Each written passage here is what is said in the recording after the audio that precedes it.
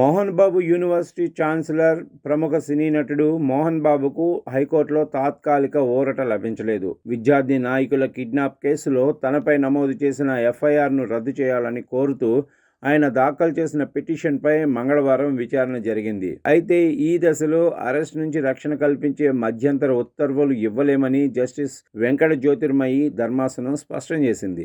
విచారణ సందర్భంగా మోహన్ బాబు తరఫు న్యాయవాది వాదనలు వినిపిస్తూ ఈ ఘటనతో తన క్లయింట్కు ఎలాంటి సంబంధం లేదని, ఘటన జరిగిన సమయంలో ఆయన అక్కడ లేరని, విశ్వవిద్యాలయ ప్రతిష్టను దెబ్బతీయటానికే ఈ కేసు నమోదు చేశారని వాదించారు. దీనికి ప్రభుత్వ తరఫు న్యాయవాది సందీప్ తీవ్రంగా అభ్యంతరం వ్యక్తం చేశారు. కిడ్నాప్ వ్యవహారంలో మోహన్ బాబు పాత్రపై ప్రాథమిక ఆధారాలు ఉన్నాయని కోర్టుకు తెలిపారు.